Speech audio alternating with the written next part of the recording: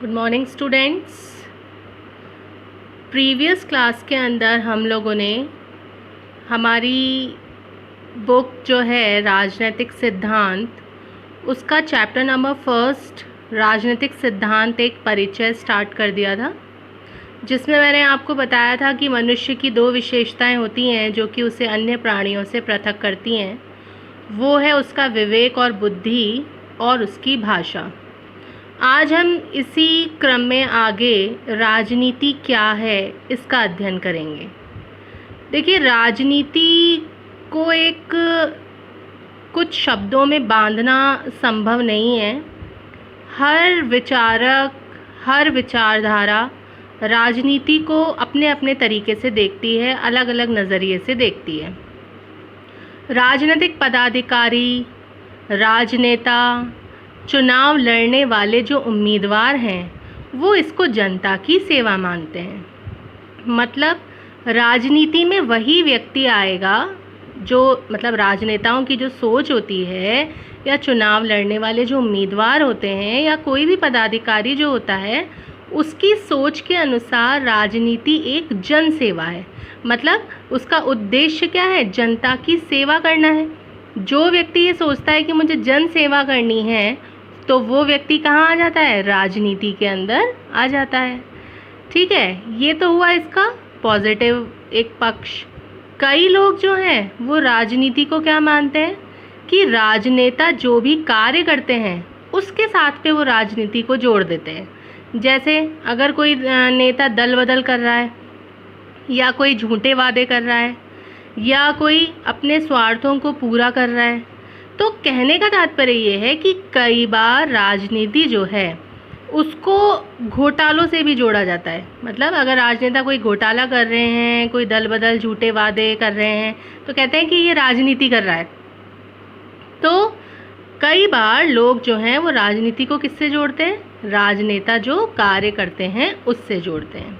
ठीक है, अपने स्वार्थों को पूरा करने के लिए गलत बात पर अपनी सहमति व्यक्त करना भी राजनीति के अंतर्गत आता है।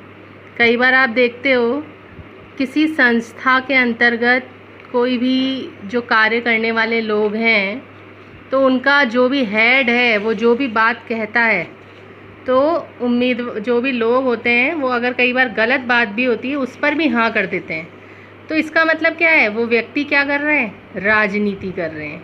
ठीक है, क्यों? क्योंकि वो गलत बात पर भी सहमति दे रहे हैं कि हाँ भाई, बॉस इज़ ऑलवेज राइट वाली जो कहावत होती है, वो भी एक प्रकार की राजनीति है। ठीक है, तो ये जितनी भी बातें हैं ये राजनीति के नकारात्मक पक्ष को बताती हैं।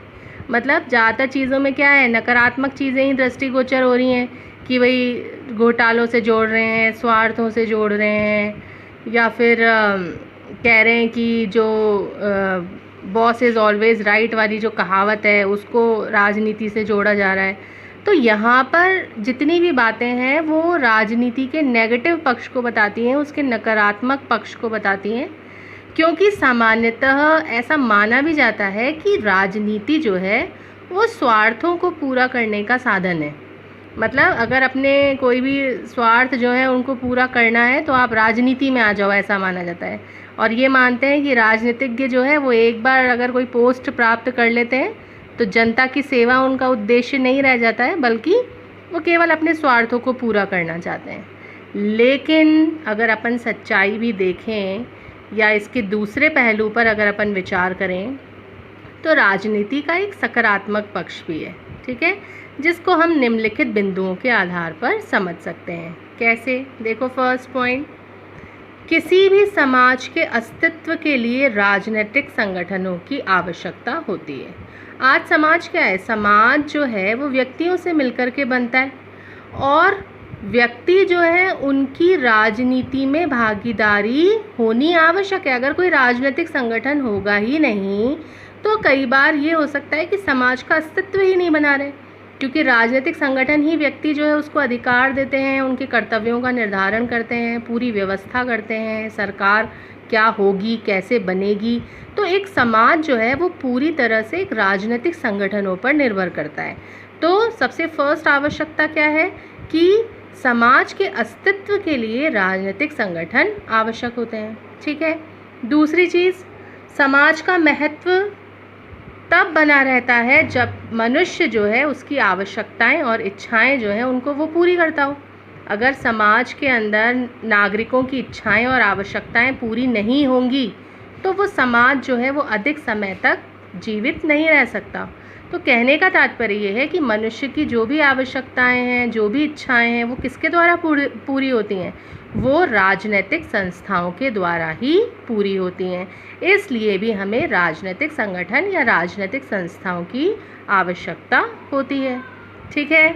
नेक्स्ट, राजनीति में ही सरकार द्वारा किए जाने वाले कार्यों का वर्णन होता है। सरकार कैसे बनेगी, वो क्या कार्य करेगी, किस प्रकार की नीतियां बनाएगी। जब सरकार नीतियां बनाएंगी तभी तो नागरिकों की सामाजिक और आर्थिक उन्नति होगी।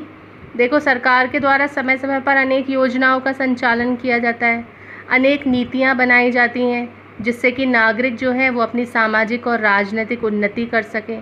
जैसे कि शिक्षा है, रोज़गार है, इनकी नीतियां जो है उनका निर्माण जो है वो सरकार के द्वारा किया जाता है। वृद्ध लोगों के लिए, बेरोज़गार लोगों के लिए सरकार अनेक प्रकार की योजनाएं जो है वो संचालित करती है। तो कहने का तात्पर्य यहाँ पर ये है कि राजनीति में ही हम लोग ये पढ़ते हैं कि सरकार जो है वो किस प्रकार कार्य करती है या किस प्रकार नीतियाँ बनाती हैं। ठीक है। तो इसलिए भी राजनीति जो है उसका महत्व है। नेक्स्ट, फोर्थ पॉइंट, सरकार के द्वारा जो भी कार्य किए जाते हैं उनका प्रभाव जो है वो सभी नागरिकों पर पड़ता है। ये तो फैक्ट बात है कि सरकार कोई भी नीति बनाती है, कोई भी निर्णय लेती है, उसका प्रभाव सीधे किस पर पड़ता है? नागरिकों पर पड़ता है। वर्तमान में मोदी सरकार ने नोटबंदी करी, उसका प्रभाव जो है वो नागरिकों पर पड़ा। जीएसटी लागू किया, उसका प्रभाव जो है वो नागरिकों पर पड़ा। तो कहने का तात्पर्य ये है कि कोई भी नीति जो सरकार बनाती है उससे जनता प्रत्यक्ष या अप्रत्यक्ष रूप से प्रभावित होती है। ठीक है। नेक्स्ट है, राजनीति के माध्यम से ही लोग जो हैं वो सरकार की गलत नीतियों का विरोध कर सकते हैं या किसी कानून को बदलने के लिए सरकार पर दबाव डाल सकते हैं। ये बात भी आपको पता ही है कि अगर सरकार जो है वो नागरिकों के हितों में कार्य नहीं कर रही है या किसी कानून को बदलना चाहती है तो उसके लिए दबाव समूह हैं या आंदोलन किए जाते हैं या क्रांतियाँ की जाती हैं और उनके माध्यम से जो भी गलत नीतियाँ हैं उन पर रोक लगाने का प्रयास किया जाता है। तो राजनीति ही एक मंच है जो कि सरकार की गलत नीतियों का विरोध करने का एक एक मंच प्रदान करता है जहां से हम सरकार की गलत नीतियों का विरोध कर सकते हैं। ठीक है। तो अतः राजनीति की सफलता इस बात पर निर्भर करती है कि जनता कितनी जागरूक है और समाज में होने वाली गतिविधियों में वो कितना भाग लेती है। देखो, अगर राजनीति के अंदर जनता भागीदार नहीं होगी, लोकतंत्र की तो सबसे पहली शर्त यही होती है कि जनता जो है उसको बहुत अधिक भागीदार होना चाहिए।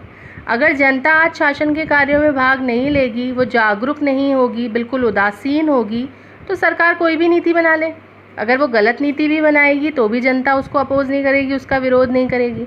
तो ऐसी स्थिति के अंदर अगर हम चाहते हैं कि नागरिकों के लिए एक अच्छी योजनाएं बने, सरकार उनके भले के लिए कार्य करे, उनके हितों के लिए कार्य करे या राजनीति सफलतापूर्वक कार्य करे, तो इसके लिए ये ज़रूरी है कि नागरिक जो हैं वो जागरूक रहें और समाज में होने वाली जो गतिविधियां हैं उनके अंदर भागीदार बने। ठीक है। तो इस प्रकार से इन सभी बिंदुओं के माध्यम से राजनीति का सकारात्मक पक्ष जो है वो उजागर होता है। तो अगर ये क्वेश्चन आए कि राजनीति क्या है, तो इसके दोनों पक्षों पर आपको विवेचन करना है। इसका सकारात्मक पक्ष भी बताना है और इसका नकारात्मक पक्ष भी बताना है। तो ये आपका जो टॉपिक है वो समाप्त हो गया है। कल मैं आपको राजनीतिक सिद्धांतों में हम क्या पढ़ते हैं इसके बारे में हम चर्चा करेंगे। Thank you.